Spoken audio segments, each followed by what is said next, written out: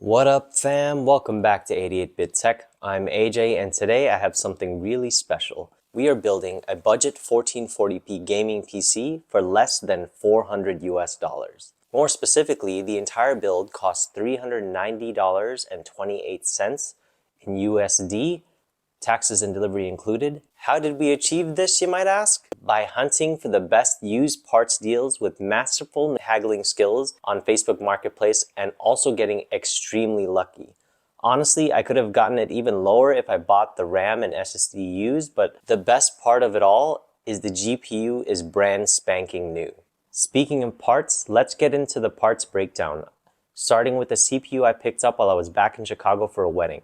I was able to snag a deal on a Ryzen 5 5600X with included Wraith Stealth cooler for $70 US. I initially negotiated it down to 80, but at pickup I noticed several bent pins. Fortunately, none were missing, but I was able to haggle it down another 10 bucks. Bent the pins back using a lead pencil and the CPU was as good as new. We're slotting this into a top-tier motherboard, the MSI Mag B550 mortar that I got for an absolute steal of $52.19. This board even comes with a heatsink for the PCI 4x4 M.2 NVMe slot, and a personal favorite of mine, a built-in I/O shield. For the RAM, we got it brand new, a set of Patriot Viper 4 Blackout Series 16GB kit, CL16 3200 megatransfers per second for $37.28. Also new was the X-Ray Disk 1TB Pro M.2 NVMe Gen 3x4 SSD that I got for $40. Prices for SSDs have gone up considerably as of late. Luckily, we picked this up a while ago when prices were still somewhat reasonable. Hopefully they come down again towards the holiday season. For the power supply, I was able to get my hands on a used A-tier PSU on the PSU tier list. The Corsair RM850X 80 Plus Gold fully modular power supply that was practically brand new, as the guy I bought it from never got around to using it. Long story, but his loss was my gain, and I got this for a crazy price of $46.87. The case we're working in today is a used Xigmatek mATX case with three 120mm RGB fans pre-installed. Picked this up locally for $26. Also tacking on a new Fenvi 1300 Wi-Fi Bluetooth USB dongle for $6.50. Last but not least, we have the brand new GPU that ties this entire entry-level 1440p gaming PC together. It's the ASRock Intel Arc A580 8GB overclocked edition. I know what you're thinking, but AJ, the Intel Arc A580 isn't a 1440p card. And to that, I want to say a big thank you to ETA Prime, who showed that this card is actually capable of 1440p gaming in AAA titles with decent visual fidelity. I'll leave a link to his video in the description, but Intel has been killing it with its GPUs and they just keep getting better. Same can't be said about the CPUs lately, but hey, we got an AMD CPU, so we got nothing to worry about there. So I got this brand new GPU off Facebook Marketplace for $111.43. The guy I bought it off of was working in the media circuit at a local tech expo and he won it at a raffle there. He was a console player and didn't need it, so I was able to negotiate it down to that insane price. It still had all the oh so satisfying peel-tastic protection on it. Let's get into the build. So as far as the build goes, I already have the cooler, the CPU, the RAM, and the GPU attached. I had to use this in my test bench build because in my last video I unbricked the GPU, and this motherboard has two PCI X16 slots. So it's already kind of built. All that's left is for me to chuck this into a case and get the other power supply out that I'm going to plug into this, the 850 watt power supply. And then we're good to go. So let's go ahead and do that.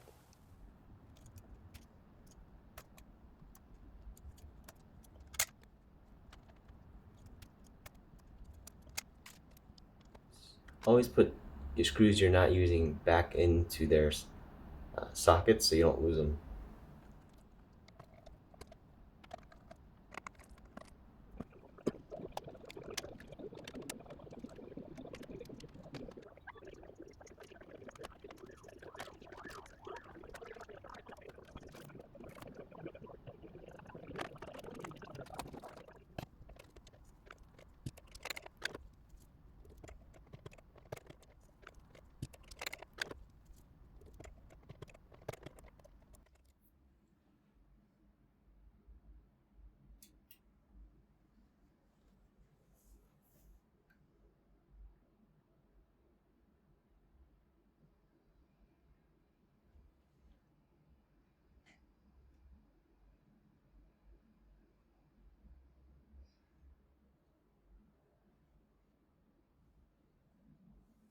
Before we get into the 15 game benchmark, I want to go over some of the test specifications of these playthroughs. All games are played at 1440p resolution. At the highest settings I could set it to get an enjoyable and playable experience. And my definition of that is a 60 frames per second average with two types of settings. So that first being that highest settings at 60 FPS or above. And with the other playthrough, I tested it with the same settings. However, I enabled lossless scaling frame generation X2 mode. Without further ado, let's get into the test. First up, we have Borderlands 3. On the high preset, we averaged 71 frames per second with the 1% low of 59. With LSFG, lossless scaling frame generation set to X2 mode, we got 114 frames per second on average with a 1% low of 96.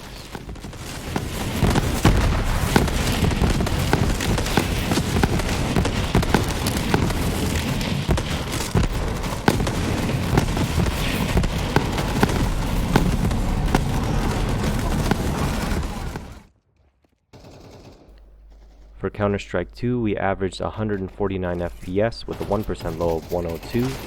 We didn't test LSFG on this one because it is a fast-paced competitive shooter. The input lag would just not be worth it. Even without frame generation, we are still hitting enough FPS to count this as a high refresh rate experience at 1440p.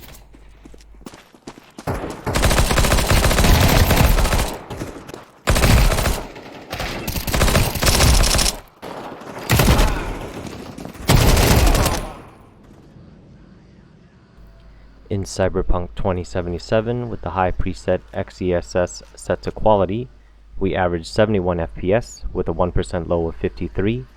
With LSFG X2 mode enabled, we got 112 FPS with a 1% low of 86. I find that XESS quality looks really great here, better than FSR 3 or FSR 2, as FSR 3 isn't out for this title yet, but it is better visual fidelity than what I've seen with the FSR 3 counterpart.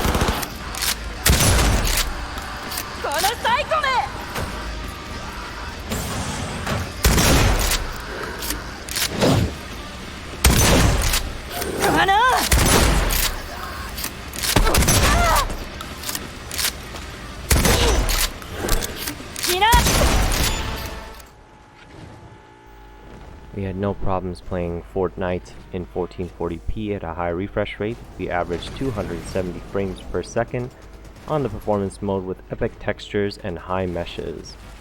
On the recording, I did experience quite a bit of stuttering, but without it, it was very smooth. I didn't include the 1% lows on this game because they don't seem to be reflective of what you actually experience in game.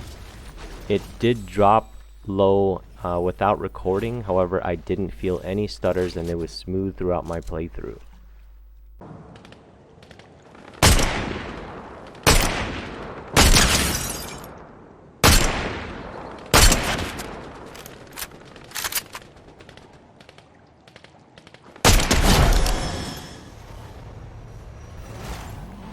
Forza Horizon 5, on the Ultra preset we averaged 67 frames per second with a 1% low of 57. LSFG X2 enabled, we got 108 average and a 92 1% low.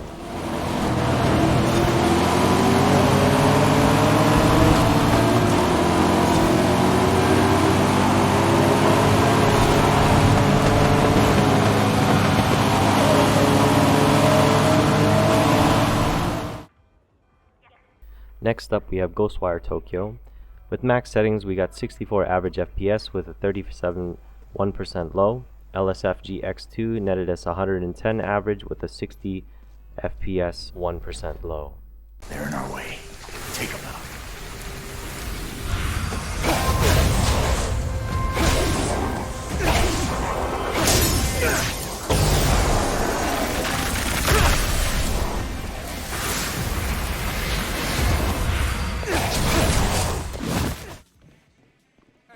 The ARC A580 had no problems playing Grand Theft Auto 5 in 1440p. With very high settings, we got 87 average FPS with a 1% low of 53.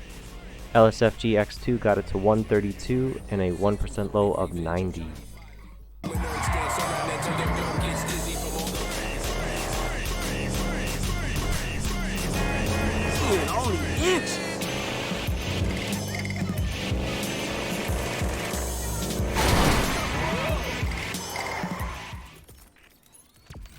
For Helldivers 2, we set the in-game render scale to ultra quality with high textures on the medium preset.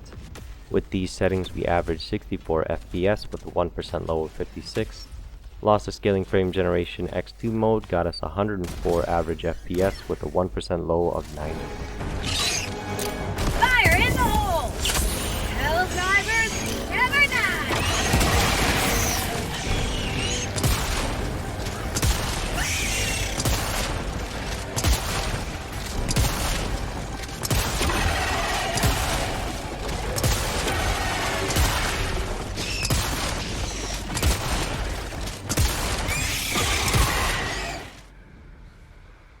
In Hogwarts Legacy, we have XESS set to quality, high preset, we averaged 73 FPS with a 1% low of 37.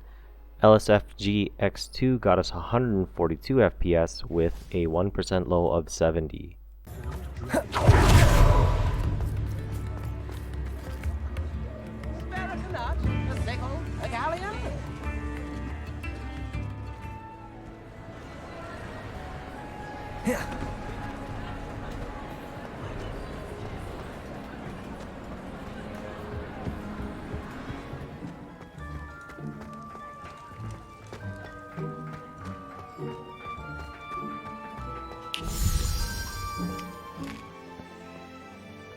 Kingdom Come Deliverance was another game with a bit of strange results. So with the very high preset, we averaged 76 FPS and a 1% low of 62. With LSFG X2, we averaged 112 FPS, but the 1% low matched the 62 that I got with the very high preset without LSFG X2. Not exactly sure what happened there, but overall a very smooth experience.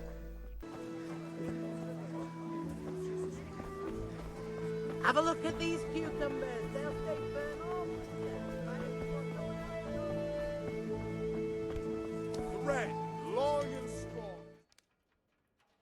In Red Dead Redemption 2, we have it set to the max preset, favoring quality. We averaged 62 frames per second with a 1% low of 50. LSFG X2 got us 100 frames per second with a 1% low of 84.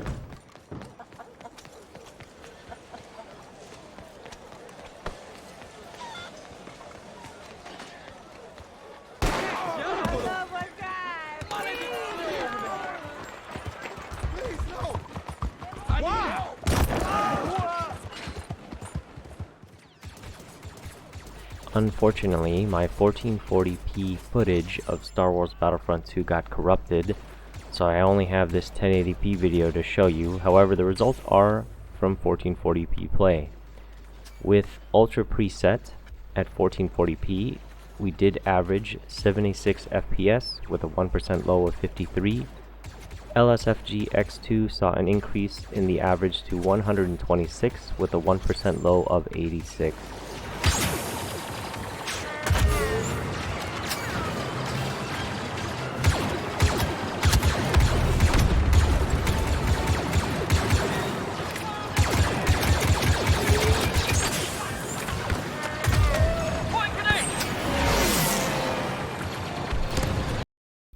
Starfield was another game where I experienced some issues with the Intel recording software, so I don't have any footage as this wouldn't record it properly, but I do have the results. So at 1440p, in order to get playable frames with this graphics card, with the ARC A580, with the medium preset XESS set to quality, and we have to run lossless scaling frame generation X2 to get 60 FPS. But once you have that enabled, it is a pretty smooth experience and the game actually looks really good at 1440p. Definitely needs some more optimization for Starfield with the Intel Arc cards though. The Intel Arc A580 had no problems obliterating Valorant with an average FPS of 461 and a 1% low of 352. Unfortunately, it did not help me improve my gameplay at Valorant. I don't play this game and I am absolutely terrible. But on the bright side, if you're good at the game, you'll have no problems hitting high refresh rates at 1440p.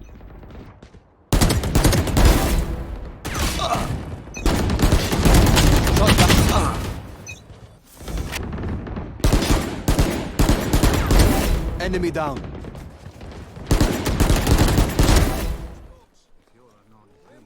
And the last game I tested was Witcher 3 Wild Hunt. With XES quality high preset, we averaged 73 FPS with a 1% low of 62. LSFG X2 got us 116 average FPS and a 1% low of 94.